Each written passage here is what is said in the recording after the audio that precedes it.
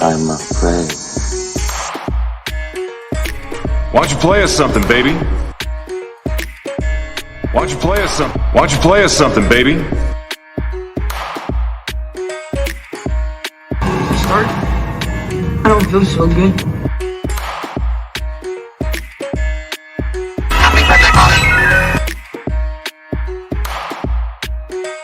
It's fucking molten!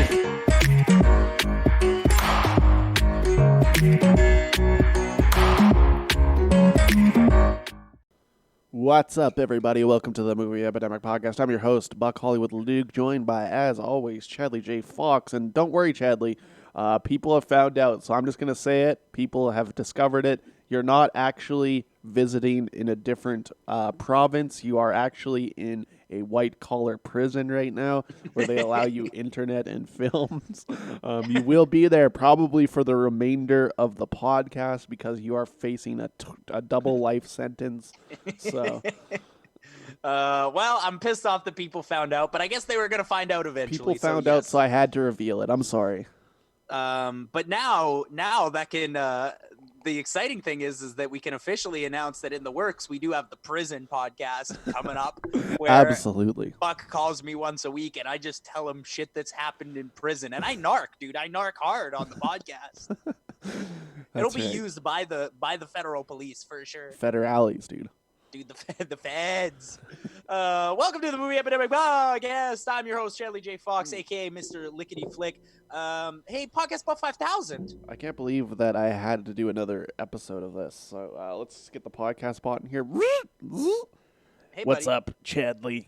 Podcast Buff 5000. I have a serious inquiry for you because I'm really upset about something. What's that, Chadley? So I was reading this article about people protesting the economy shutdown in Canada. And I'm pretty sure I saw a picture of you in the protest with a sign that says, "It's my legal right to smoke crack in Bed Bath & Beyond." Was that you? How could I smoke crack? I'm just a little boy robot, Chadley. Who would sell me crack? I'm just a little boy robot. Look, I don't know a lot of little boy robots, so I don't know how different you all look, but it looked pretty much exactly like you. You were the only robot in the crowd. I don't know how I could even get there, Chadley.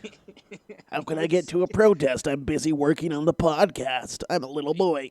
You don't do a lot of work, and you do have a skateboard. But Podcast Buff 5000, what movies are we talking about today? Well, today we've got an action-packed episode with Scoob! Exclamation mark. Full title. Thank you for getting the exclamation mark in there. We've also got a Shudder series called Cursed Films. It's like 5 episodes or something. We've got an HBO Films Bad Education. And it's David Fincher Month with the game. Podcast Buff 5000, are you eating? What the fuck's going on? I'm doing a bit. I'm doing a voice. Well, you're not good at them. What do you mean I'm not good at them? I'm one of the best. Podcast Bot 5000. Let's talk about Scoob. Boy, I have a question. Why can't we just make the thing, you know? It's like, why does it have to be... Why can't they just be solving a mystery? Why does this have to be about Blue Falcon? It's like, why does Batman... Or why does Superman not just save people, you know? I don't get why we're in this age of things where it's like, why don't you just make the... Why can't the Muppets just be the Muppet Show, you know? Why are we in this age of why everything has to have a twist and just not be the thing? Because we don't want this. We want the thing. What we got here with Scoob is exactly what I did not want.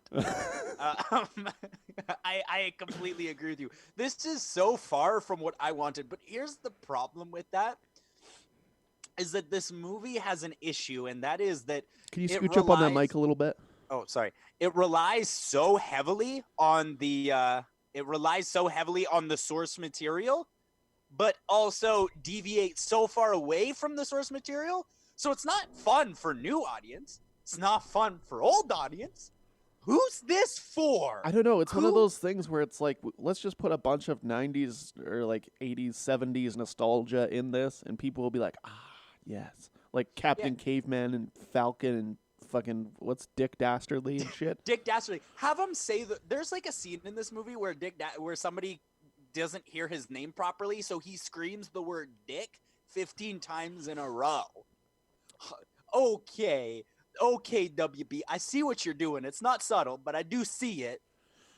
stop that. This deserves to be shit out onto VOD. This is a time where it's like, I know I'm not going to see any good movies this year because all the good movies they're saving for theaters, right? So like all the shitty ones, they're going to shit out onto VOD. And I'm going to have to watch those. But I'm not going to see a good movie this year. I've already come to that conclusion. Well, I don't I was looking at like my 2020 ranked, and I have 3 4-stars, and the rest is below average stuff. Yeah. 3. The Banker, The Invisible Man, and Onward. Those are the only good fucking movies I saw this year. And guess what? 2 of those things I saw in theaters. That's true. The best movie I saw this year was that Nicolas Cage thing, and that is vaguely not even came out this year. Yeah, it came that came out last year, so it's like it doesn't count. But like I want it to count so bad so I can have liked something that came out this year. Well, I saw it this year, so. And so I'm the Scoob, only person in the world that matters yet. So like now that WB has released this, is AMC Theaters never gonna play a WB movie ever again, or how's that work? I hope so.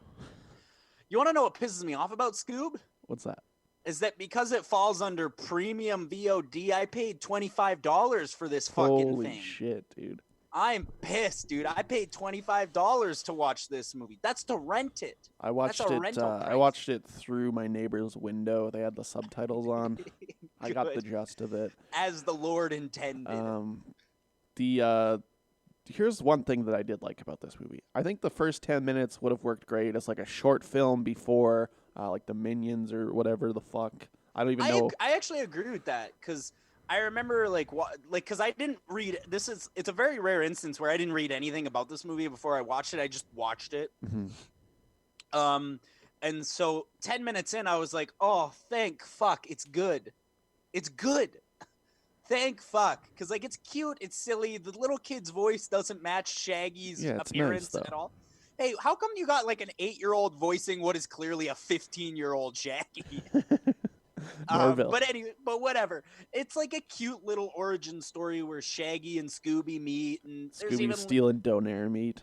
yeah, he's dealing donair meat to Shaggy. And then here's the thing about that is he steals it, then he puts it into the sand, and now you've just got dirty donair meat. Well, yeah, and they even mention that. They're like, "What's that?" And he's like, "No, it's just sand. Don't worry about that." Yeah. He's like, yeah, Shaggy is like, "What the fuck's in this?" And he's like, "Don't worry about Sand. that." He's like, "Is this peppercorn?" He's like, "Sand." And so, then the cop comes up and is like, "Does that dog have a middle name?" And he's like, "Yeah, the dog's middle name is Doobie." And he's like, "Okay, if Checks the dog out. has a middle name, that checks out." Which the fact that his middle name is Doobie. Perfect. All right. Look, you've already reeled me in at this point. I'm like, okay, I like Scooby-Doo. And then they have like the meeting of the characters, and they go and they accidentally foil the guy pretending to be a ghost for some reason in an empty house. He's pretending to be. And a this ghost. is one of those movies that I find weird is that in some sections they'll give you the payoff, and other sections they're like, we're never going to give you that. Like meddling kids, like they don't give you that. They never give. They cut them off the first time, and then they don't say it again because they're like, this is a new thing. We're gonna try a new thing with this. We're not gonna make a Scooby-Doo movie. We're gonna do our own thing with this. It's not gonna be a Scooby-Doo movie. Don't worry. It's gonna be its own thing, and that's not what I want. My problem is that WB. This is what happened. Okay, the producers at WB were like, "All right, guys, what properties we got?" And somebody's like, "We got Scooby-Doo," and they're like, "Okay, we can kick Matthew Lillard the fuck off of that, even though he's been voicing the character for 25 fucking years. But kick him the he's fuck 70 off and now. Get Will Forte, who's terrible, by the way. Doesn't even sound like Shaggy. No, I actually wrote that down. I'm like, what a strange choice for Shaggy. Yeah, it doesn't even. It's like, it straight here's up the doesn't thing sound about like him. these animated movies is you can get anybody. Like, get someone that sounds like Shaggy. That's what I don't get about these fucking movies. It's like, why are you making something that it's not? Yeah, like- and the thing is with animated movies is that they rely so heavily on famous people, and I don't know why. There's so many famous people in this movie. I'm not going for the famous people, though. All these people should know better, by the way. Yeah. I was looking through the cast list. I'm like, everyone's famous. Why don't they know better? Hey, here's the thing, Zac Efron. Look, I'll give you a pass on not knowing better, Zac Efron, Well, because you've made Zac some Efron questionable actually, arguably the best character, looks and talks like Fred, dude. I agree, but like, Mark Wahlberg. Wahlberg. What? You know. And he was doing better. a crazy voice in this too. Yeah, he wasn't even doing. He's like, Boston. "Hey guys, it's me, Mark Wahlberg. It's me, Mark Wahlberg. I'm almost Boston, but not quite. Not quite there." Not quite there. So let's talk about what this movie is actually about. So after the first 10 minutes where they solve a mystery and there's a ghost and it's really fun and you're when like, they're little kids dressed up and Velma's dressed up as RBG and they imply that RBG is Slytherin. yeah, that's a really weird joke for them to put in there, dude. Yeah, Dude, it was crazy because we were watching this movie and I saw Velma was wearing the judge outfit and I was like, we're gonna find out in 5 seconds how hacky this movie is based on whether they say Ruth Bader Ginsburg in this movie. 5, 4, 3. There it is. Got it. There it is. There it is. There it is. There it is. And as soon as that happened, I was like, oh. You no. knew I wrote that down too. You knew I wrote it down. Oh, Because it's in all of these fucking hacky, bullshit, liberal media fucking movies written by shitty liberals that don't know the difference between. Yeah, and like I really like the Shaggy and Scooby origin story, and then they go into like the recreation of the original What's New or where Scooby Doo, Where Are You? Is that what the show, or was it What's New Scooby Doo? What was the show called? What's New Scooby Doo? I think is the, I think it's What's New old Scooby Doo. one. Well, yeah. they did the recreation of the original opening with the new models and like a new version of the song, the theme song. I liked that. I'm like, okay, cool. That's neat. That's a neat little touch. But then, like, as if it's a different movie, within 10 seconds of that ending and the plot starting, you know it's bad. And you know how you know it's bad? Simon Cowell. Simon Cowell just fucking Simon rolls Cowell up. is in this movie as Simon Cowell. He's as Simon Cowell, and he doesn't look like the other characters. The other characters look like cartoons. They look like dolls. They look Yeah. like dolls. They look really weird. Yeah, they do look weird in this movie, and there's no shading or shadows or not. It looks like shit. This is a shitty looking movie. Well, I think it's an aesthetic choice, but it's just a weird one because they do look like plastic dolls. Yeah, absolutely. And then Simon Cowell rolls up. He doesn't look like a plastic doll. He just looks like Simon Cowell. Yeah, looks it's like almost Guy. photorealistic. And like then Shaggy and Scooby start singing to Simon Cowell to try and get on American Idol. First of all, I didn't even know that show still existed. Someone confirmed with me that it does. Did you know that The Voice has had 18 seasons already? I feel like that show is like 2 years old. Me too. That's why, feel like when I it's- saw that on fucking Crave, I was like, "What in the fuck? How could it have that many seasons?" And Simon Cowell is just there. Yeah. And then from that point on, the big problem with this movie is it goes from 0 to 100, back to 0, back to 100 constantly. Like nothing is happening, and then all of a sudden there's like robot boys trying to kill Scooby and Shaggy. There's a bunch of podcast bots at a bowling alley trying to kill Scoob. Yeah, and then dude, you know what's crazy is that they call the robot a bootlicker at one point. Yeah, they do. I remember that. Yeah. Dick Dastardly calls a robot a bootlicker, and I'm like, holy shit, dude, this is some neo-Nazi shit in this Scooby-Doo movie? Weird. But then what happens is that Scooby and Shaggy get abducted by a blue falcon. And now, here's where my biggest problem with this movie lies, is because as soon as Scooby and Shaggy get abducted by Blue Falcon, guess what that leaves for Fred, Velma, and Daphne to do? Newton. Nothing! They do nothing! And look, I know this movie isn't about the Scooby-Doo gang. It's supposed to focus specifically on Scooby and Shaggy. But also, Shaggy does nothing. That's true, yeah. Very true. So I don't know. I don't know where the issue is here. I don't know where the disconnect is here. Scooby does some stuff. But then Blue Falcon, guess what he does? Nothing. Nothing! Fucking the Senior Chang dog does everything. Yeah, Ken Jeong, who Ken Jeong. He doesn't know better. He'll do anything. Ken for Jeong money, will dude. do anything. That's true, yeah. He'll do it. Look, if you were a part of the final season of Community, you'll do anything for money. That is true, yes. Donald Glover at least was smart enough to be like, I gotta get the fuck out of here. I got 70 albums and Guava Island to make, so I gotta get the fuck out of here. Dude, Joel McHale, I've seen in 17 Quibi shows. It's like they hired him on to be in every Quibi show. I don't even know what Quibi is. Is that a news stream? It's a new streaming service that's like you can only watch on your phone and vertically, but like it actually looks. They actually like edit the shows so that all the interesting content is happening on the middle part of it. Well, I mean, it's interesting in concept, but didn't Snapchat do that like 2 years ago? I mean, yeah, it's like cashing in on like TikTok basically. But like it's a stream, like they're real shows. They're split into 10 minutes. That's the other thing is they're short form. So yeah, well that's like, that's fine. It's then. basically I'd watch it, a movie split into 15 parts or whatever, and one comes out every day. It's actually a good concept, but it's going to fail. So anyway, so then what happens is that they get abducted by this superhero and his superhero dog. Okay, WB, this is where I'm gonna stop you here. Just because superhero movie is popular doesn't mean everything gotta be superhero movie. well, to be fair, they've been sitting on the Blue Falcon property for like 40 years, and the only time they've ever used them was in Harvey Birdman. It's like, Good. and that's fine. I like when Harvey Birdman uses the old characters because it's not like this. That's like its own thing, you know? Yeah, this one here is like this is a bit more. It's not like Why do I have to see Captain Caveman at random in this movie? I don't understand. the problem with this is that it's not even like commemorative of Hanna-Barbera, it's exploitive of Hanna-Barbera. Mm-hmm. And the characters, they don't really have a reason to be in the movie at all.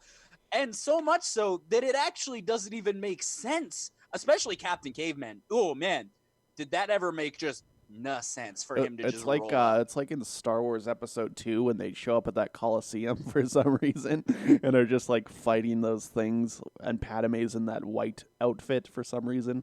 Yeah, and then Scooby has to fight Captain Caveman, who's voiced by Tracy Morgan, who, you know what, this movie might be full of people who don't know better, but Well, I disagree because Dick Dastardly is voiced by Jason Isaacs. Get new agent. Oh yeah, you're right. Get Jason new agent. Isaacs. Jason Isaacs, you know better than this. Come on, guy.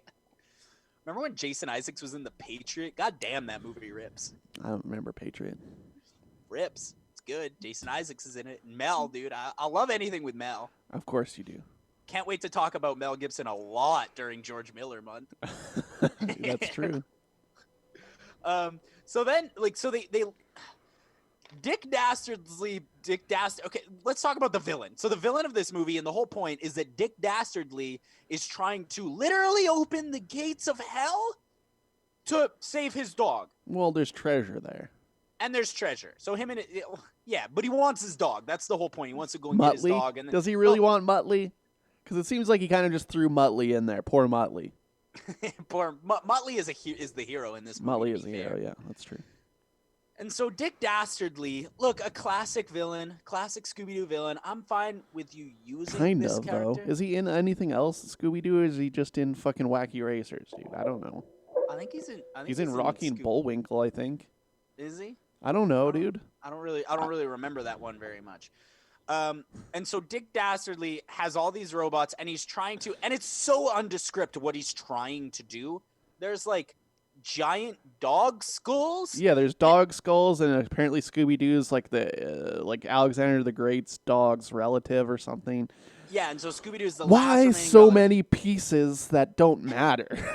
But here's the craziest part is that at the beginning of the movie, Dick Dastardly finds one of the dog skulls, and then there's like some goofy action sequence that does not result in him getting a dog skull, and then he's got two. Like there was one part where they're like, we have to go and find that third skull, and I'm like, third skull? We didn't hit the second one yet, so you're gonna have to explain the fuck out of this. This movie makes no sense. And then, like, look, I know that this movie is made for tiny babies. I get that. tiny baby brains. This movie's made for tiny babies. But are you really going to have Shaggy just say the themes out loud? Sure. I hate this shit. I hate this. You know When what he I thought starts was strange, but has no bearing on the actual movie, is they What's made that? Velma Hispanic for some reason. Yeah, Gina Rodriguez, dude. Another person who should know better. It's just like, I don't know, it's like that weird thing where they have to make every Hollywood movie diverse now. But like it has no bearing on the film whatsoever. But the thing is that that's fine because Velma has no bearing on the film. No, I'm not saying that it's weird that they made her Hispanic. I'm just saying it's weird that that's the choice they made. Yeah, and so finally, Dig Dastardly, like, of course, he gets his evil plan and he opens up the gates of hell. Crazy, by the way, even for Scooby-Doo, that's a little bit out there for me. I don't know. Crazy. I don't know. So they open up the gates of hell. Haven't you seen Scooby-Doo and the Alien Abduction? I have not seen. Look, here's the thing. I did some Scooby-Doo movie research before I watched this movie. Holy shit, is there ever a lot of Scooby-Doo movies we straight up missed? I've seen a lot of them. 30. There's like 30. There's 30 of these things, and 5 of them are live action. I didn't know that there were 5 live action. That sounds like a Patreon. That sounds like a Patreon thing. Why don't you tell us about the Patreon there, Chadley? Oh, hell yeah. So we have a Patreon, patreon.com/movie epidemic. And for $2, limited time only, for the first 25 people who sign up, you get an additional podcast every Wednesday where we review something a little bit more specific. Right now, we are working through the Candyman franchise. On the Patreon as well, we're going to be talking a little bit more David Fincher at the end of the month, a special David Fincher just for you guys. Last week we did, was it Candyman 2? Yeah, that's right. We just released our Candyman 2. Candyman 3 comes out in 2 weeks, and then we'll be done with that, and we'll be moving on to other stuff. But we've got a lot of great shows like Stephen King Epidemic, where we talk about Stephen King movies, Spooky Epidemic, where we talk about horror movies, and, of course, Garbage Epidemic, where we talk about the worst films of all time. Yeah, and that one's really fun. There's 2 episodes of that. One on The Room, one on the movie Exit 33. No. I bet you guys are like, wow, that is great. There is so much content there. But for $3, you can also get an extra episode every week of me, my friend Dr. Hardner, and the great Craig D from Hoplita Gaming fame and twitch.tv/Craig. We review Star Trek episodes every week, Star Trek episodes, movies, whatever. We review them every week, every Friday, and that's only $3 for the first 25 people. Only $3 for all, and for the $3 you get the Star Trek and the Wednesday episode. That's right. You get 8 episodes for $3. It's a crazy value, and we talk movies that are better than. I'd say most of the movies we talked on Garbage Epidemic are better than Scoob.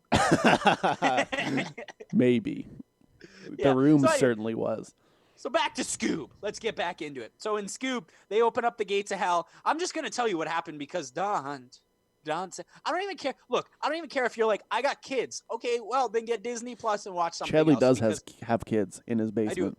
I do. I have 13 children with 11 different women. They're in his basement. Well, yeah, they have rooms. Sure they do. Is that what you're calling the cages now? I can't be a part of this. So then, like, they open the gates of hell. Cerberus comes out and starts attacking people for some reason. Sure. Well, he got 3 dog skulls, so what are you gonna do? And then Fred straight up Leroy Jenkins in when everybody's like trying to come up with a plan. He just Leroy Jenkins and runs in there. And then they just at one point they win. Okay, but now let's talk about the actual ending. At one point they win and they get Cerberus back in the cage. Sure. And then they're like, to close the door, you need to have a dog and his best friend, but they have to be on either side of the door. Sure. Okay, well now you've got me back in, and I'm interested in this again. And then they do that, and Shaggy sacrifices himself. It's like kind of an emotional moment, you know? And then as that happened, I was saying to myself, I'm like, there's going to be some sort of weird magic buyback in about 40 seconds here. What was there? Some sort of weird magic buyback. But this dude, I was so inside the head of this movie, dude, that at one point they go to like an abandoned carnival in Chernobyl, and I'm like, they're going to do a House of Mirrors gag. I can already feel it. Dude, and they did a motherfucking House of Mirrors gag. Can you believe there's a man with a golden gun scene in this movie? It's crazy. Sure is. But let's talk about the buyback for a second, because this is like, look, I was dangling at 1 star this entire movie, but this is what solidified it down to the half star for me. Okay. Because do you want to know what the buyback is, Buck? What is it, Chadley? Scooby has to look at a statue and say, Shaggy, come home, and Shaggy gets to come back. That's all you had to do. Yet they spent 15 minutes being like, oh no, who's gonna sacrifice with the themselves? sad music, with the sad fucking music. And like that's like that scene is like not bad where Shaggy is like, I'll do it. Look, go and watch Onward, all right? That's a movie like I know I harken on this a few times. That's a movie that's like we're gonna stick the landing on fucking over the audience at the end by not letting the kid meet his dad. Perfect. Stick the landing. Yes, that's why I respect Pixar, and I don't respect this other shit. But Pixar, to be fair, they make Onward, and they're like, we're not making any more of these.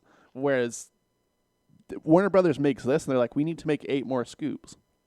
Like Well, it's a different type of filmmaking. They can't though. They can't. This is the worst. It's so bad. They can't. Probably make more. did it make money? It might have made money. Might have They're made selling money, it for $25, and a lot of people have seen it.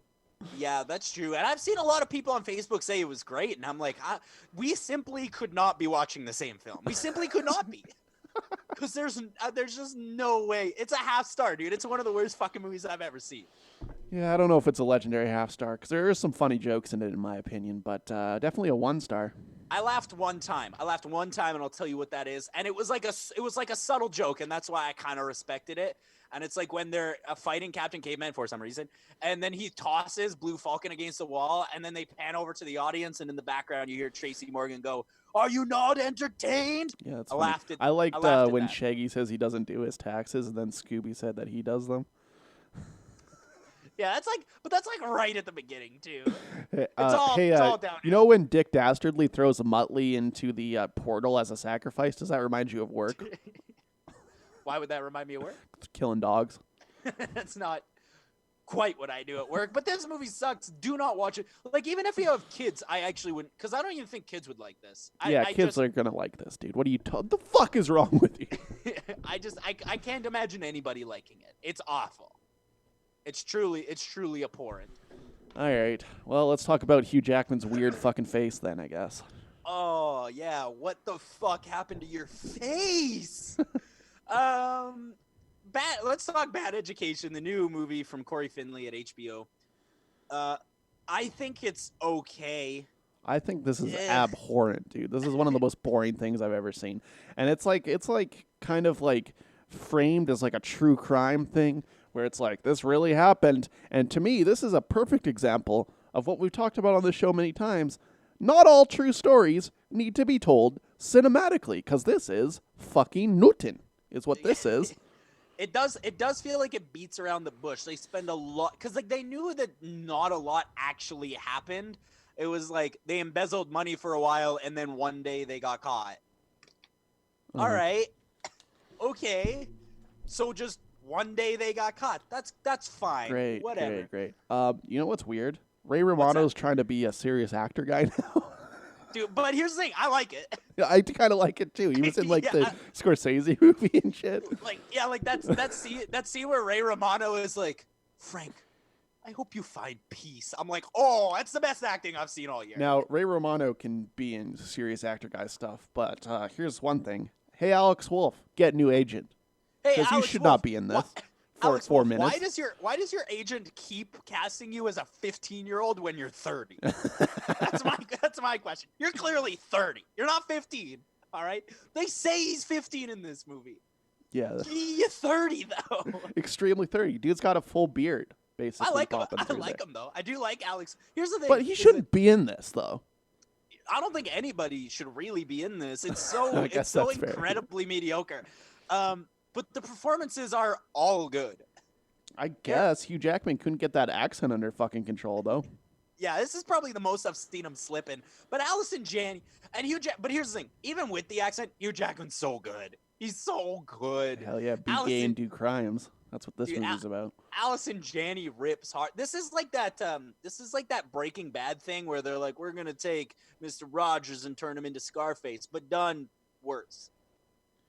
I guess like, so. At the beginning of the movie, they spend the first hour of the movie making sure that you know that Frank Tassone is the nicest man that's ever I don't lived. even believe that, though, because the entire time, from word fucking one, I wrote down, Hugh Jackman did it. That's what I wrote down, because everything about it was him, like, I don't think it's even subtle. Like, it's like all the tells that he's like nervous whenever they're talking about it, and he's like trying to avoid it. Sweep it under the rug. Yeah, it's very clear that he did it. I don't think that's necessarily a reveal. Sure, it is. I don't necessarily. I didn't watch this movie like that. Like, I didn't necessarily think that was supposed to be a reveal of any kind. Well, I wrote this down. 48 minutes. I wish anything would happen in this movie. Why does it take so long for them to do fucking anything in this movie?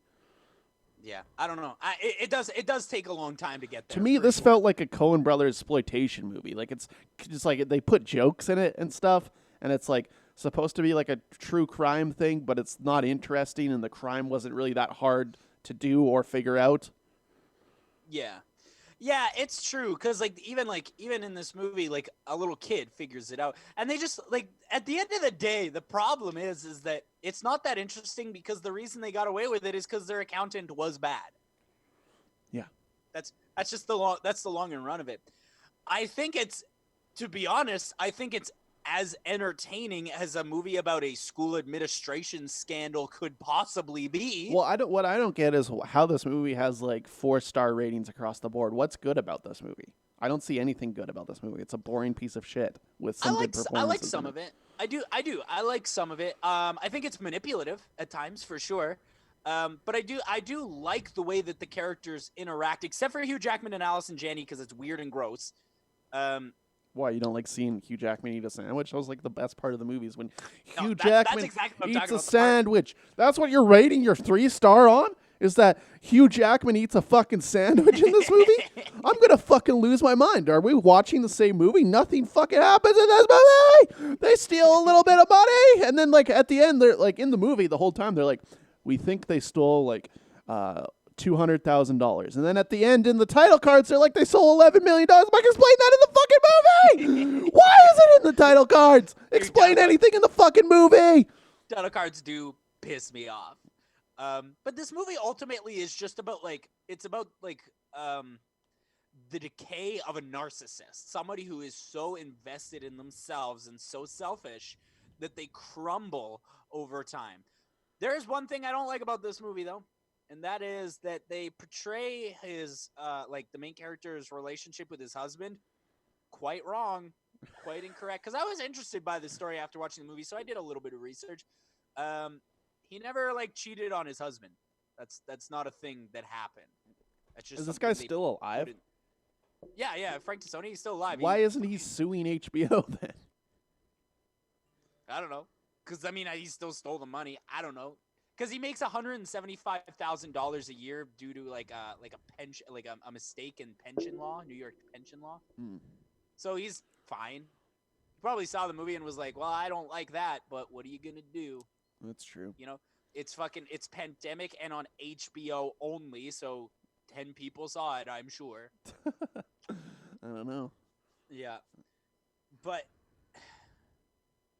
it becomes like the least dramatic film of all time when there's so much dry air, but it is glued together by Jackman's performance. I genuinely believe that. I genuinely do believe this movie is glued together by Hugh Jackman's performance. He's good in this movie, and he plays this character so well that it almost makes you like him until you don't. And I think that's intentional, and that's kind of why I like the movie. It's not great; it's very mediocre. But I was given flack for my 3-star rating being too low on my written review. So I'm actually shocked. I didn't read your review or look at your rating. I'm shocked that you. I think there's nothing good about it. I think there's absolutely 0% good about this. It's dry. It's not interesting to watch. They don't want to be. It's the same thing that I feel about when we talk about the game in a little bit. It's about a protagonist that doesn't want to be there, so I don't want to watch that. But Jackman's good. I can say that a million times. I don't think he's that good. I kept hearing his accent slip. I don't think he's that good in this. It slipped a little. It slipped more than it has in recent years. You go to Logan, that's a fucking American man right there. It's an American right there. It's a real American. That's a real cowboy-ass American. But it's just a movie about a narcissist, and I think if this sort of thing interests you, it's I'm not going to recommend this movie. No, I'm not gonna recommend this. Absolutely not. But if you feel the need to watch it, go ahead, I guess. Like, this is one of those movies that, like, for me, a 3 star is like, it's good while you're watching it, but I'll never ever have to watch this again. Well, as long I as didn't. I didn't think it was good while I was watching it personally. I thought it was fine. I thought it was perfectly fine. Interesting concept that unfortunately doesn't go. Is it very interesting many though? places. I mean, I like hearing about embezzlement scandals. I just would like to hear about. This actually happened at a place I worked one time. Really? Like the secretary was like stealing like I think she stole like $500,000 or something, and is in prison now. Good. Yeah, because you get caught. You get caught when you do this. Yeah. Eventually, the numbers they got to even out. Eventually, Unless you got fucking Phil the bad accountant. yeah, dude. I've met some bad accountants before, so I get it. But this movie is very much the soul of Frank Tassone, because this movie, much like Frank Tassone, is very into itself. Yeah, Thinks dude. it's better than it is. That scene where they're at the gay bar for 17 minutes, and it's just like that song. Like where that. it's just Now like, that I like. That yeah, I I actually was vibing with that because it was like 17 minutes where I didn't have to hear anybody talk about fucking stealing money. Yeah. That doesn't matter. As far as school administration scandals go, this is fine. It's fine. I'm never going to watch it again. It's fine. I'm going to give it a 3 stars. 1 star from Buck Hollywood Leduc. Buck Hollywood Leduc says 1 star. Put it on the cover. Put it on the cover, HBO. But I dare you. If you unless you're cowards. It seems like they might be. Seems like they might be cowards. Want to talk about Finchy? Hell yeah, dude. It's Fincher Month. Look, here's the thing. Fincher is one of the best directors of all time. He makes nothing but really good movies. End of this. And also this. And also this. And this one is like, dude. it's also fine. It's fine. Like, it's fine, but it's not that interesting.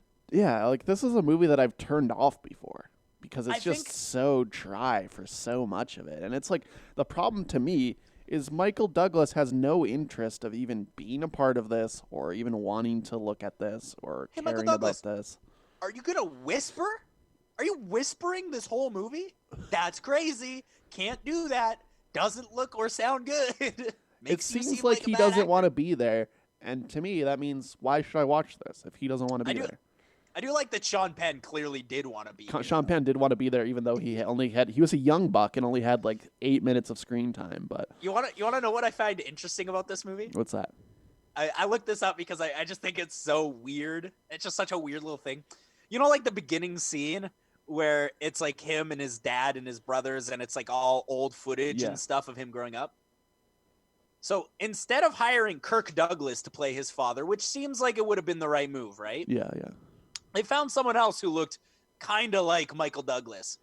And that is, his father is played by Charles Martinet, Oh, who weird. is the voice of Mario, Luigi, Wario, and Waluigi in almost every single Mario game in the past 35 years. That's very weird.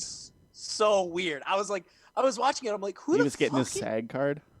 Yeah, he was getting. Yeah, he had to get his SAG card somehow, dude. And then he'll get it. It's been revoked since, but he'll get it back when they make that Mario movie at Illumination. Maybe, yeah. Dude, if they hire anybody else to play Mario, I'm not seeing it. Straight up. That's true. I don't want. But I don't want to hear some big name. Hey, but don't I you wanna think hear Will The Rock Arnett play Mario. Will Arnett needs some more work? Don't you think? I do not want to hear Will Arnett play Mario at all. I don't fucking need that. Yeah, you do. Don't you think that Joel McHale hasn't been busy enough? He should play Luigi. No, Joel McHale should be done. He's very bad. So let's talk about the game and what this movie is actually about. It's probably my least favorite Fincher movie, but I still think it's fine. The problem with it is that David Fincher gave himself a deadline. He's like, all right, I got 2 days to write a movie. What are we going to do?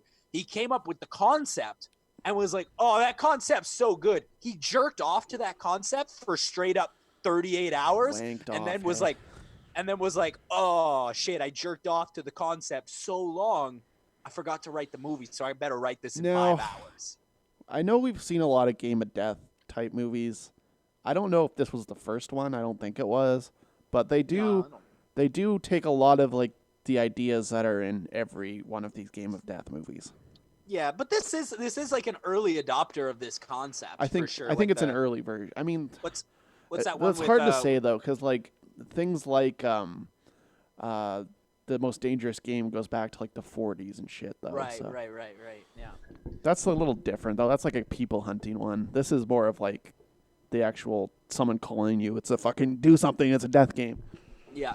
This is closer to like a death game.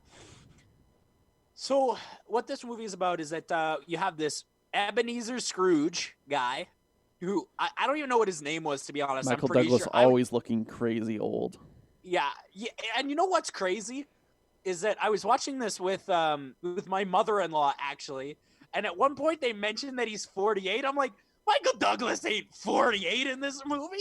He's clearly 70. He ain't 48. Yeah. That ain't it. But yeah, they say he's 48, and I'm like, whoa. And that's what's so crazy about this movie is that they show Michael Douglas, who looking old as shit. He might have been younger than that though in this. Yeah. And then Sean Penn, who's looking 25, and they're like, we're brothers. And I'm like, no, you can't. Well, You maybe. You simply can't be. But you got this Ebenezer Scrooge guy. You know what I did note about this movie that I found interesting? What's that? Is that this movie was made, 1997? That's right. 1997? It's post 7, I think, isn't it? Yeah, so 1997. was- And he had Bluetooth in his car, and I'm like, holy shit. That is... And they're using it to illustrate the wealth of this character, which, by the way, have you guys seen Wall Street? It's just the same guy. Yeah, it is the same guy. It's just the same guy. He wrote this movie and is like, I'm going to base this off Michael Douglas's character from Wall Street. Who are we going to get to play this? Michael Douglas. Couldn't hurt to ask. Dude, this is a movie that came out 2 years after 7, and it feels like such a step back. This movie I was crazy high when I was watching this, but like, it felt like 5 hours. Like, it doesn't have the same pacing that most David Fincher movies have. Well, it's shorter than 7, but has a lot, or no, it's longer than 7, but has a lot less content. But it's like all of David Fincher's movies are generally longer than this, and they all feel like way better than this movie, like from a pacing standpoint. Yeah, for sure this is my least favorite Fincher movie. Now, once they get into the game, as muddled and kind of stupid as it is, it does get entertaining. Yeah, it does kind of feel like they're bouncing between weird shit though, like the hospital game, and then like he's in all of a sudden they're jumping into garbage for some reason, and then, like he's in a taxi that gets blown off the road and shit. It's like it's just like it's just situations at some point. Yeah, they're just throwing him into entertaining situations, and it's a fine watch. It certainly is. But you as an audience member will constantly be thinking, what the actual fuck is going on in this movie? Why is any of this happening? And then when he just gets dropped off in Mexico, it's like, okay. So confusing. What are we doing in Mexico now? And then he just immediately gets across the border. Without a passport. In seconds. It's like this movie feels so long, yet he can just get across the border in seconds. I don't know what's going on at any time in this movie. Now the first 2 acts are muddled, right? I'm like, well, because the first act is him like he gets the game as a present from his brother, and then he's trying to figure out what it is, so he's like talking to people about it and stuff. And that's when I turn it off normally, because it takes so long for him to figure out what the game is, and then he barely does. And he has to go through all those weird tests. Like there's like 50 minutes of him taking tests and stuff. Like I know it's supposed to be like he is feeling like he's been there for 10 hours, but it shouldn't feel like I'm there for 10 hours. A movie. I'm not there. A movie. And then they move from that to the second act, which is him playing the game. And this is probably the best part of the movie. Sure. Is where he's playing the game. And this is the part that I kind of like, because it's, gunfights and running and discovering and trying to figure it out. Chadley loves when there's running in a movie. There's nothing Chadley loves more than running in a movie. But then the third act happens, and I check out, because every 5 seconds, someone's a double agent. Every 5 seconds. It's straight up like every time he's talking to someone, they say something and he goes, I can't trust you. And guess what? He's right. He's right. That is one thing that I don't like about this movie at all, is that being it all fake, there's no surprises. Yeah, like the reveal at the end is so like, okay, because it's a happily ever after ending, Which is weird for Fincher. and it's bananas. Like it's like the reveal is like he's in like so much danger and so much crazy shit is happening. And then 1 second later, it's like, welcome to your birthday party. Ba, ba, ba, ba, ba, ba, and he just has a great time. Yeah, and he just like... And the movie's over. He thought he killed his brother seconds before, so he commits suicide. And then he lands on a big mat, and they're like, it's your birthday! And he's like, okay! Yeah, and like, here's the thing, is that they fucked up his entire life to give him a birthday party. Like, his whole fucking life. They fucked the whole thing. But they destroyed his house. Like when he talks to the cops, though, they're like, we can't do anything. You hired them. Yeah, that is true. And he signed like a bunch of like NDAs and like insurance policies. He signed. Yeah. You know what I did like though is that this movie was a very very early use of the term fuckboy. They call him a fuckboy at one point in this. Do they call him a fuckboy? I didn't catch that. Yeah, dude, they call him a fuckboy. And then like when he comes back to San Francisco, which is where the movie takes place, obviously. When he comes back from San Francisco, he's walking down the street, and this was like the part where I was almost like, I don't know, guys, I don't know. He's walking down the street, and in front of him, and over the camera, there's a semi-truck that drives by with the most large-ass Baskin-Robbins commercial on screen for like 20 seconds. Just right across the screen. And I'm like, I don't know, guys. And then like he's going from place to place, and he gets back to San Francisco. And then he goes, they're like, the guy that you're looking for, he's at the zoo. And they go to the zoo, and what the fuck zoo was that? Did you see the zoo? That didn't look like a zoo. Yeah, it was just like cages with tigers in it. Yeah, just cages with tigers in it. That looks like Joe Exotic Zoo, dude. Actually, it looks worse. I do like Feingold, the actor guy. Well, they're all actors, I guess. Whatever. Yeah, I kind of like that concept of when he's like, when they first like introduce the game to him and he's in his house and the newscaster starts talking and it's like a deep fake. I kind of like the concept of that because it's like you don't know what the fuck is happening. But then like once they reveal that it's just like also part of it, it's like, okay. Yeah, and then they give him a T-shirt that says, I was left for dead in Mexico and survived to tell the tale. That's disrespectful. Extremely disrespectful. It's a crazy movie. Like here's It is crazy. There's a part where they crazy. just jump into the garbage and Chinese waiters are laughing at them, you know? It's like And then they go and eat in the Chinese food restaurant.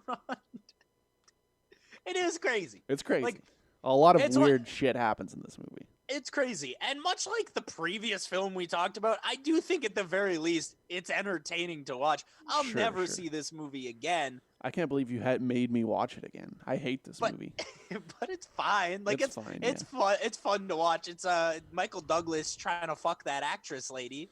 That I think is weird. It's like, why is there a romance subplot in this? We don't need that. It doesn't go anywhere. We don't need that. It doesn't go anywhere until the last second of the movie, and then you're like, oh, okay. There it is, I guess.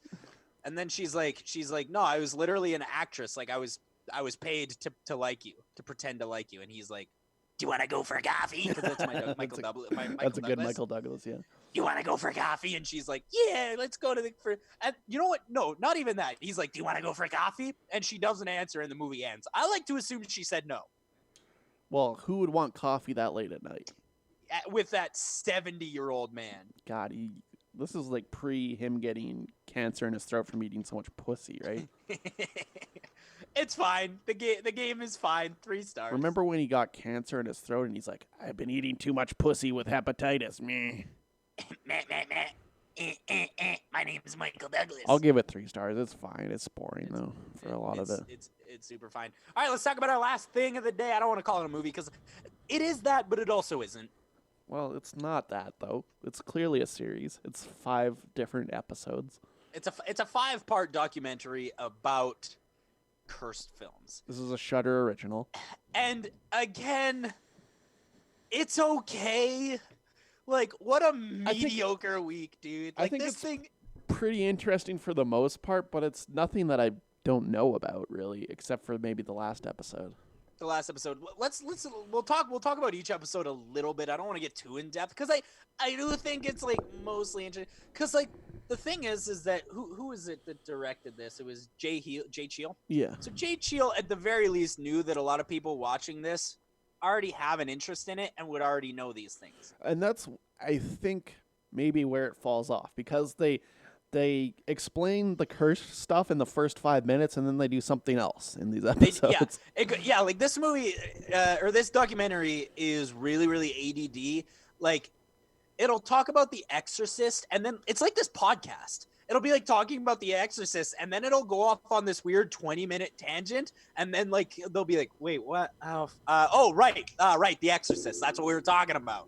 That movie, of course. Yeah. Because like the first little bit is usually about the movie. Like we'll talk about the first one. It's about The Exorcist. So this one talks about the fact that there was like 6 or 7 people who died during the filming of this movie. Sure. A couple actors died. Linda Blair's grandfather died before filming. Max von Sydow's brother died. Well, and this movie takes a stance that I didn't really expect it to take because it's called Cursed Films and it's about these cursed film productions. But the stance of it is, guys, this happens on a lot of fucking movies, so stop talking about it. Yeah. They're basically begging you to stop talking about it while they're talking about it. Well, it's weird that they, like, in all of these episodes, they try to debunk that it's a cursed film, but not really. They don't really do that. They just, like, they talk to, like, some religious people, and they're like, how does religion and horror mix and things like that? And that's kind of interesting, I guess. And then it's just like, oh, actually, maybe this isn't cursed. It was just, like, a lot of things happened. Yeah. Well, yeah, it's just a lot of stuff. I don't remember which one it was. I want to say it was the Omen where like they got shut down on the first day because there was a car accident and it shut down the whole back. No, that was the plane Crow. accident. That was the Crow. Yeah, and then there was 2 plane accidents. The Omen. I get it. Let's go back to The Exorcist for a minute, because the one thing about this that I didn't know that is interesting is that there was a murderer in The Exorcist. Yeah. Yeah, there was a murderer in The Exorcist, like an actual serial killer. And that 5-minute section was actually fairly interesting, because it was like, because William Friedkin is a fucking maniac. Like, everybody knows that. I've talked about this before. I've read his book, and he's a fucking maniac. But they like talk about how like he just was like hurting people so much on set to get relaxed, shoot guns and reactions. Stuff. And he was like, I want the actual people that did this surgery in my movie. And that one of those guys happened to be a murderer. Yeah. That is so fucking wild, dude. Yeah, and that guy, he went to prison. Like, he was a murderer. He was an actual murderer. You know, you know what I got you, that Funko Pop of The Exorcist? Mm-hmm. What I was really trying to get you that year was I went on Etsy and I tried to get you a Pazuzu, like a real one, like a real Pazuzu, and I'm like, no, that's too scary. I can't buy that. No, I wouldn't be comfortable. Like, here's the thing, is that I would have to have it in my house, but I'd be so uncomfortable. I'm like, no, I can't buy that. It's too scary to me. But dude, Pazuzu, like, cause like The Exorcist, like I've said this often, but I genuinely think that even today, it's the scariest movie of all time. Uh-huh. It's really fucked up. It's really, and every time I watch it, it gets me. Every time. But it's also a masterpiece. It's because here's where I struggle with The Exorcist is that I love watching it. I just hate what happens after. Yeah. Because I feel uncomfortable. And this, like, cursed films, like, they do make sure that you know that about The Exorcist. But what I did find interesting is that they talked about, like, all the PR. Because I've always heard about that, like, from my parents when they're like, oh, when this thing came out, people were passing out in theaters and they were throwing up and they couldn't. It was all fake. Yeah. It was all, and I did not know. And that was, like, that's so but interesting. There is one thing about this episode that I hate, Chadley, hate. And that is when they get the professional exorcist to do some fake-ass this is my favorite. This is my favorite part. Oh, I hate this. I absolutely despise when I see a fucking real exorcism. They get a real exorcist, and they have these, like, psychotic people who think they're possessed. And, like, it's so crazy to watch. But you know what my favorite part about it is? What's that? Is when he performs the exorcist on the guy, and then he stands there after the exorcist with his hand reached out, demanding the money. That's my favorite part, because he's a fucking hack. Like, he's a hack. And hate that he's getting screen time. Hate it. Yeah. we all know that he's. That's what's interesting about this, though, is that the creator of this movie, and like we'll talk about that in the next one too when we talk about like the witch, but like he's a hack. He's a fucking hack, and like we all, and he's portrayed as such. They left in that shot of him demanding the money on purpose. Yeah. I get that, So but I don't even like giving him screen time. Like it's like half of this episode is that guy. Yeah, it is a lot because the problem with this is that they're 30-minute episodes and they run out of shit to talk about pretty quickly. Because that's the thing about these cursed things is there's not really that much to them, you know. It's Yeah. like, three people died. let's move on to the Omen here. This one's probably my least favorite of them. Well, I like this one okay just because we get like some pretty good interviews. Like we get a fucking Dick Donner interview, dude. Yeah, dude. Richard. He never does Donner. interviews. How did he do an interview for this? Yeah, no, I agree with that. It is interesting to interesting to see him, you know. Sorry, I'm just I got to get to my notes here. But Well, yeah. See, the thing about this one is like the Omen's almost like barely cursed because like there's a couple plane crashes and stuff. Or no, they didn't even. I don't even think they crashed. They got struck by lightning or something. And the one that one of them didn't even have any members of the crew on it. It was supposed to be Gregory Peck. Yeah, Gregory Peck was supposed to be on it. And then there was like the IRA bombing at the restaurant that they were supposed to go to. And then there was like a baboon attack on one of the animal handlers, which I don't understand how that relates. And also there was like someone that got decapitated, not part of the crew, on some road that was like Omen 666 kilometer. Yeah, that one's a little weird. That's like the only one where like the guy's fiance died right by the sign to Omen 666. But the thing is like this movie or this episode spends more time trying to debunk than any other episode. Yeah, they are talking about theories and how brains work and how we're the gorilla looking in the for basketball. shit. Did you see the gorilla in the basketball? Yeah, hell yeah, I saw the gorilla in the basketball. It was the first thing I saw, I didn't and see it. they're like, "Did you see the gorilla?" And I was like, "Yeah." I didn't see it.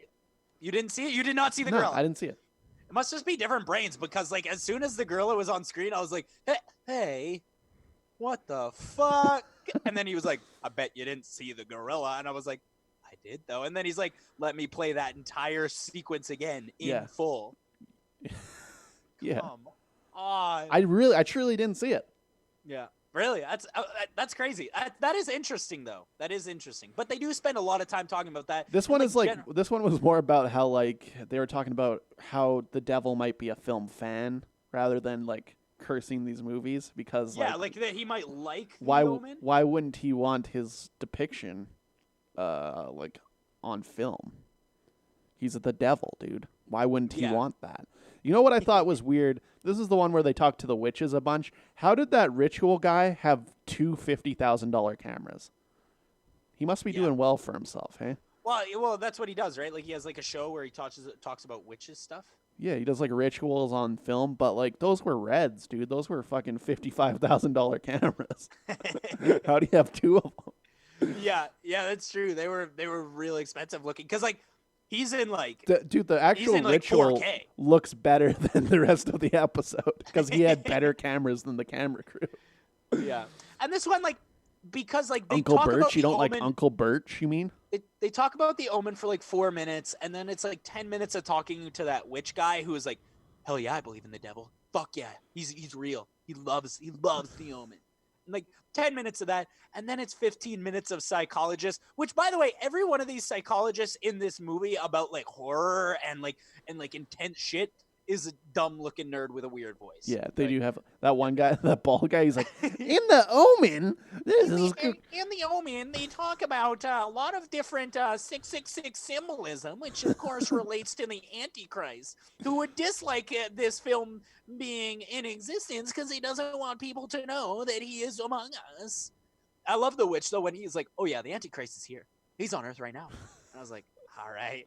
I like just like I like seeing the witches more than I like seeing the Exorcist guy because I knew they were just like I like just seeing weirdos talk about stuff that aren't trying to sell me anything. You know, like When a weirdo's talking and not trying to sell me anything, that's when I know that shit's real to them because like they're not trying to make money off of it. Yeah, it's not like he was like, "Oh, the Antichrist is real, and if you want to go to my Patreon, you can donate $7 to give the Antichrist a high five." Like, there's nothing like that. It's just, no, he's real. He is real. All right, let's talk about Poltergeist. Yeah. So Poltergeist is episode 3. And this one's like this one is also okay, but what I do like about this one is it does spend a lot more time talking about the Poltergeist movies. Mm-hmm. Well, there's a lot more to the Poltergeist movies because there's 3 of them, and crazy shit happened on all of them. So yeah, what I don't like about this movie is it intentionally withholds information from you. And dangles it in front of you. They're like dancing around the subject. They're like, were the skeletons real? Were they fake? Were they actual skeletons? And then they get away from that. And they go off on this tangent about this the 2 little girls in the movie and how they died and how one of them had like a cyst. Hey guys, the devil, if he's going to kill you, he's not giving you a cyst. Maybe. He's doing something. It's very else. painful though. So maybe. And so, they talk about the little girl, the 11-year-old girl who died on the filming of Poltergeist 3. And Heather O'Rourke, yeah. The girl. To me, one of the best things in this series is when they get a filmmaker, like someone who was on the actual set, like the Gary Sherman interview, for example. It's awesome. It's great. It's really, really good and really intense of him talking about how he was directing this movie with this little girl who wanted to be a director, and she just died midway through filming it, and he didn't want to finish it, but studio obligations, he has to finish this fucking thing. I think every one of these episodes has one person who I fell in love with, and in this episode, it was Gary Sherman, for sure. Mm-hmm. And like just seeing like how emotional and real it is he got. The thing is that when they interview these people from the cast and crew of these movies, more often than not, they say like, no, it's not real. I'm still here. I'm still alive and I'm fine and I've lived a normal life. If there was cursed, I'd be dead. Yeah. You know, we'd all be dead, but we're not. I'm just a guy. This one, well, a lot of people die in this, like that were a part of this. But like Dominic Dunn was strangled by Wolfgang Puck's sous chef. And then like Julian Beck, the cult leader, he dies, but that's like he was old. But like then they use a death mask for part 3. That's fucked up. I've never seen part 3. I've only seen the first 2. Yeah, I've never seen the third one either. But yeah, they use the death like that. That's almost disrespectful to use that's like Grand Moff Tarkin shit. Kind of. That's like Grand Moff Tarkin well before Grand Moff Tarkin. Dog. Well, when they were talking about that, they're like, there's like a weird thing about like dead people, like evil. Like, would you wear Hitler's jacket? Would you, Chadley? Yeah. Would I wear Hitler's jacket? I think I would. Yeah, I think I would, because I would want to feel the evil in there. I want it to soak in. But then the movie the episode beats around the bush, and that is what I don't like about cursed films, is that there's so much beating around the bush. Like when they just talk about the house for like so long. Yeah, they talk about the house for so long, and it just is nothing. It's just like, they show 8 different YouTube videos of people being like, I'm at the Poltergeist house, and I'm like, I don't need to see this 8 times. So many times. So many times. And finally, they get back to the special effects guy, and he's like, yeah, they were real skeletons. Almost all movies that have skeletons in them use real because they're easier and cheaper to get. Yeah. So, and like, here is 10 different examples of other movies that use real skeletons. I do that are like how offended that guy was. Yeah, that people have been accusing him of making this cursed with the skeletons and stuff. Yeah. Well, like, can you imagine if like some simple thing like, you know, doing what you would typically do to get skeletons would lead people to believe that you are the result of 2 underage girls' deaths? I think that might fuck you up a little. Yeah. I think you'd be pretty pissed. Now, here's where I think the doc gets really good. This is where the shit I really like starts. And that is when we move into The Crow. Absolutely. This one's so interesting. Well, because they actually tell the story. But I mean... Yeah. However, it doesn't go off on tangents. It's just they're talking about The Crow. Yeah. And Bruce Lee and Brandon Lee. Because to understand what happened to Brandon Lee, you have to know what happened to Bruce Lee. And there's a million different ways that you can look at this thing. But, like, this one is too coincidental. Like, I'm not gonna... Like, I don't think it's cursed.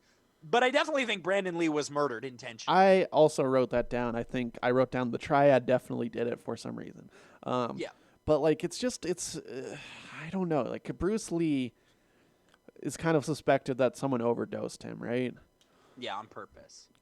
But he was fucked up already. he Like, was not fucked doing up. well. He got his sweat glands removed, so it is possible that the painkillers fucked with him while he was having heat stroke. I think what's weirder though is that in Game of Death, when his character's killed on set by the exact thing that kills Brandon Lee, I think That that's it was supposed the weird to be. part. It was supposed to be a blank, but it wasn't. Yeah. But then they go to the makeup guy, and God, I love him. This makeup guy talks about Brandon Lee for like 10 minutes, and well, like he probably spent a lot of time with him because Brandon Lee's elongated head is so giant that he had to put a lot of makeup on it. well, and it's like if you've seen the movie The Crow, which is a pretty good movie, I'd say. I saw that for the first time at the Globe Theater. Shout out to our favorite theater that hopefully will not go under during COVID. Rest in peace, Globe Theater. Palace Theater is not coming back. What's that? I don't even know what Or that no, is. Princess Theater. What's that one called? What's that? I don't know what that is either. Let's see. What's the one in Kensington? I forget what that one's called. Plaza? The Plaza. Right. I was close. I knew it was a Good, P they word. should shut down.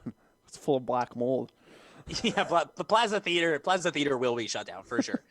Yeah, and so they talk to this makeup guy for so long, and he's so emotional, Yeah. and you care so much about what he has to say. You care so intensely about what he has to say, and like his relationship with Brandon, and that's sort of the crutches of this whole episode. And it's why it's not my favorite, but it's good. That's why I think this one is good. I just think it's a crazy... Like, when they show how easy it is to just, like, accidentally leave a bullet in the chamber when you're... But, like, why was there a bullet in it? Why were they even... Like, that's what I was saying too, right? And because this whole thing, this weapon manufacturer, the guy's like, it's easy to do. It can happen on film sets, yada, yada, yada. But this has never happened before. Before or after, like I mean, I'm sure it has, but I can't think of a single other time this has ever happened. It's not like a common occurrence where people are getting shot on film sets all the time. Yeah, by blanks. Like, it doesn't happen. By rubber blanks, it just doesn't happen. You know, this is an extremely rare coincidence that I think was probably perpetuated. And I feel like they touch on that a little, but they make it seem like that's a crazy way to think. Yeah. But there's no other way to think about it, I don't think. They're like, no, it was the weapons guy made a mistake. No, I don't think so. I don't know. Maybe. It's just a little weird that in the Game of Death movie that's how the character in the movie dies. Yeah, which Isn't is that a crazy. little weird to anybody? It's bonkers. Let's talk about the last episode. If only Brandon's head was a little smaller, hey? Yeah, he might have been able to dodge that bullet. Let's talk about Twilight Zone, the movie. Now this is the most fucked up thing I've ever seen, for sure. This is the only one of these movies I've never seen, and I've it's the seen this best. movie. It's the best episode because it's really, really fucked up. Now, I knew about this. I knew that John Landis killed kids on the set of Twilight Zone. But that I knew too. But what I had never seen is the fucking video of them getting sliced in half. Actual footage, and they play it in full a couple of times, I think. Like, It's this really crazy. is so crazy. Like this, like they kind of cover how the 70s directors were like wild man culture, and like they were just doing whatever they wanted, didn't care about safety, used real bullets and shit. It was illegal to work children after 8 p.m. and he's like, no, I want this at night. Fuck it, let's just get some kids off the street, and let's have their parents watch them at 2 a.m. get sliced in half by a helicopter. And the producers were like, John, I don't know.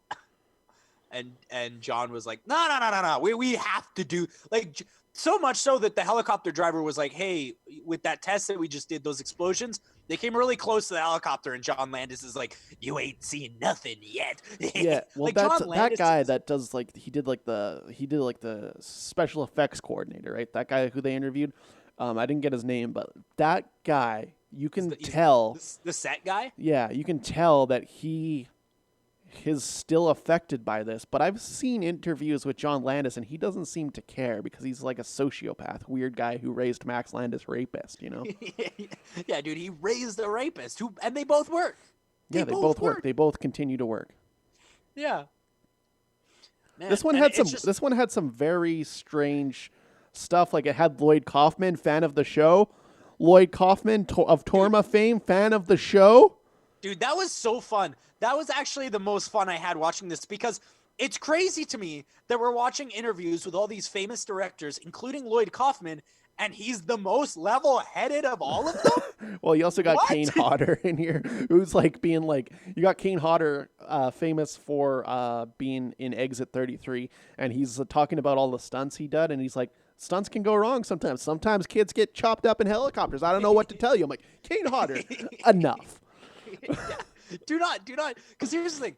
Halfway through this episode, before I even saw the footage of the kids getting chopped in half by the helicopter, I turned to my girlfriend and I go, how is Landis not in jail?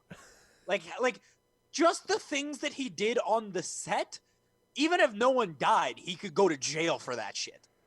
Like, the fact is, he did end up going to court 5 years after this event for manslaughter and walked free. Yeah, he paid a lot of money, though. Yeah, I'm sure he did, but he shouldn't have walked free. No. That's crazy. His actions led to the death of a man and 2 children. You know what I found interesting? There was a part where someone was talking about Vic Morrow and how he was like from the Twilight Zone and stuff, and he's like, he didn't even like John Landis. He didn't even think he was a good director. No, he was just doing it. Then got murdered by John Landis, essentially. Yeah. And then you got this set guy who I swear to God is Larry David. I'm pretty sure it's Larry David. He did look like Larry David quite a bit. It looked like Larry David, maybe in a wig. I don't know. You know what I liked about the Lloyd Kaufman section though is that he's like, I guess this does happen, but I've been making movies for 25 years and I've never had even an accident on my sets. Well, he's got those signs all around every set he does. That's like 3 most important things: safety to people, safety to persons, and make a good movie. But make a good movie is in smaller font because it's less important. Mm-hmm. Like, Lloyd Kaufman, dude, you're awesome. Like, here's the thing: you make bad movies, but he's like Juve. It's like, I think I'd like him if I'm. I would love to hang out with Lloyd Kaufman. I've actually heard Lloyd Kaufman is like an incredibly nice and generous man. Yeah, our friend from the Globe, Cody, was actually in a Torma movie recently. Oh, hell yeah. And he's like, Lloyd Kaufman fucking rips, dude. I was talking to him about this. I also found it very interesting because they touch on trauma a little bit, which I thought was interesting. But to find out that it's the oldest independent film studio in history, that's cool. Yeah, well, because they're still independent. Most of the other ones are not independent anymore. They got bought up by MGM or whatever. Yeah. They also have a streaming service. Torma has a streaming service. Did you know that? What? You're going to have to send me the link to that. How much does that cost? If it's like 15, I'll pay it. I think it's like $4 a month. I'm in. You know what? That sounds like some Patreon stuff. Trauma Epidemic. It's coming. Yeah, dude. It's coming. It's coming. Yeah. Overall, Cursed Films is distracted a lot. I think it's pretty good, but it doesn't actually really bring that much new information if you're into this kind of stuff. It's more kind of entry-level film stuff, which is fine. It felt like I sat through 2.5 hours to get to the fucking kids getting chopped. I can't believe to this day, I can't believe they showed that in this movie. Yeah, it is great. Because here's what I was thinking afterwards, is that the studio must have given them that footage. Because there also realistically probably would be footage of Brandon Lee getting shot because they were filming. But that's not shown. No, they don't show that. So I bet you they went to the studio and was like, can we get the footage of Brandon Lee dying? And they're like, no. Absolutely not. Why would we give you that? But then they went to Twilight Zone and Steven Spielberg was like, yeah, you can probably have that footage of the kids getting killed. Yeah, you wanted the kids like Vic Morrow getting killed? We can give you that. Yeah, we probably give you that, Steven Spielberg. That's a bad Spielberg, but it's what I think he sounds like. That's more of a George Lucas, I think. It is more of a George Lucas. George Lucas. It's weird that the Twilight Zone was directed by 4 people, and they don't even mention that at all. Yeah, they don't mention. Yeah, it's like they talk about how it was Steven Spielberg's idea, but then all of a sudden Landis is directing it, and I knew that it was directed by Joe Dante, Spielberg, Landis, and George Miller. Mm-hmm. But yeah, you're right. They never mention it. It's on the bottom of the screen at one point. It says it, Yeah. but it's gone in like 3 seconds. Not enough time to read all those names. Fucking a lot of names. Yeah. It's okay. I think overall it's a 3-star. It's fine. It wasn't a bad way to spend 2.5 hours. I thought it was interesting. Yeah, interesting enough, I think. Interesting enough. Do you want to talk some trailer trash? Okay, quickly, because we're really far over. Yo, Netflix is just straight dropping a new Spike movie Hell on yeah, the dude. 12th of June. That's soon. Yeah, dude. Was this announced It's a nice beforehand? treat. No. I didn't even know he was making another movie. Well, we're getting it like in a couple of weeks. Spike Lee Vietnam movie. Yeah, Cool. called Defy Bloods. I'm so happy. I'm so happy that we're getting a Spike Lee movie because I need to give out a 5 this year. Like, I need to give out 1 5 in 2020. Yeah. At least.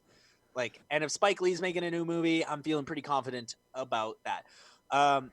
Then we got the new Tenant trailer, and I'll talk about this very briefly because I know you didn't see it. But Christopher Nolan is fucked, man. He is so fucked. It's really He fucked is- up that he's making people go to the theater. Yeah, that's what's fucked because look, I saw the trailer and the movie looks good, but it just looks like more Inception. It looks like James Bond with time travel. Yeah, it's James Bond. Yeah, that's actually a good way to describe it. It looks like it's very Christopher Nolan. Like it looks so Christopher. Like to the Michael Caine, down to the Michael Caine. It looks Sure. Christopher Nolan as hell. But yeah, that is the crazy. Number one, he premiered the trailer in Fortnite. Okay, is that even a video game anymore? Yeah. What is Well, Fortnite? I think it's like now it's like a place where you can have festivals. Joe Biden wants to do a Fortnite rally? He wants to do a rally in Fortnite. Fucking I they have like guess. concerts in it. Like you just roll up with your avatar to the concerts and watch like you're at a music festival. Like it's not a game. It's not a video game anymore. It's something else now, and It's that's very fine. crazy. It's just It's a crazy virtu- that is what that is though. It's a virtual space now, just to hang out instead of shoot people and build stuff. But whatever, that's fine. But then he was like, "Yep, we're keeping the original mid-July release date, and absolutely, it's coming to theaters." Chris, what? That's not gonna happen. That's what's so crazy about it is that he put this trailer out yesterday, being fully confident that that's what's gonna happen. Well, I've heard that Chris Nolan is so adamant about putting this in theater is because he wants his theater payout. And he absolutely refuses to not have his theater payout, and he wants it in July. And he's willing to risk people's lives for that theater payout. This is a man that used, I don't know if we ever talked about this. This is a man that used prison labor to make Dunkirk. He used prison labor on the set of Dunkirk. This is also a man who, relative to what we were just talking about, did not put proper safety measures upon filming The Dark Knight, and 7 extras died. That's right. Yeah. Just want to remind you guys, people died on the set of The Dark Knight because they didn't know how to control that fucking Batmobile. Maybe not genius, maybe just wants money. Have we ever thought about that? But also really good at making movies, so it's tough to say. That's like, true. like he's got like 10 fives. That's true. Like the Prestige, Memento, the first 2 Dark Knight movies. The third one's iffier, but still good. Fucking Inception is so good. Fuck. And then he did Interstellar and Dunkirk, and those ones are also good, but not as good. I like Interstellar. I think it's good. Dunkirk can take a hike. I don't ever need to see that again. Yeah, I got my 4-star viewing out of it, and I think I'm done. Hey, Pocket Spot 8000. Hey, Buck. Hi. Hey, Buck. Guess what? What? I took all your shorts to prison. My shorts. Yeah, I went into your closet and took a couple pairs. My shorts aren't Right. in the closet. They're in the dresser. Well, they're not in the closet anymore. Okay, I believe Mighty you. comfortable. Mighty comfortable. Guess what? Would you like to watch Tom Hardy persistently shit his pants? Why doesn't he get a new agent? Would you like to see him shit his pants a lot? Sure. Yeah. Then you're watching Capone, baby, the new Cool. movie from famed director Josh Trank of Fantastic Four fame. Yes, our favorite director, frequent Max Landis collaborator, Josh Trank. And how would you like to watch a foreign horror thriller film? Yeah, I would. You got Mubi. It's on Mubi. Yeah, I think most people saw this when it debuted on Mubi for free. It was the first film to be released for free on Mubi. I don't know. I don't know how to say the title. Is it Emma? Emma? Well, we already watched a movie called Emma, so it can't be that. It can't be that. Emma. Emma? EMA? Maybe that's how it said, EMA. That sounds like a street drug. Ooh, yeah. I like that. And then the boys are jumping over to Netflix for Buck's favorite kind of movie, a teen drama. Oh, yeah, I'm not going to watch this. I'm going to watch that new David Spade movie instead. Nope. You're going to watch the half of it, baby. And Fincher Month concludes. Final Finchy. With The Social Network. I feel like we've watched 15 David Fincher movies. Speaking of David Fincher, guess what? What's that? We got a new Patreon episode coming out on Wednesday, shit. and it's Movie Epidemic Extra. And guess what we're talking about? Could it be Fight Club? It's Fight Club, baby. Feels like if you that's wanna the only one we didn't review. And Panic Room. So that's on. Well, Panic Room is bad. No, what the fuck? Panic Room's great. Panic Room is bad. Alien 3 is good, though. Alien 3 is good? Okay, Alien 3 podcast is- spot. You're fucking whack-a-doodle, dude. I like when the aliens swim. That is funny, actually. I like it when they swim. So tune into that next week. Of course, you can follow us on. If you go on over to the Patreon, we already talked about it, but patreon.com/movie epidemic. Support. Does anybody know if this episode will ever end? Go to facebook.com/movie epidemic, twitter.com/movie epidemic, instagram.com/movie epidemic, @movie epidemic, everywhere you can find, or you can go to movieepidemic.com. All roads lead to Rome. Thank you for watching. My name is Mr. Lickety Flick, joined by, as always, Buck Hollywood Leduc. Thank you for joining us for this extremely long episode. Bye.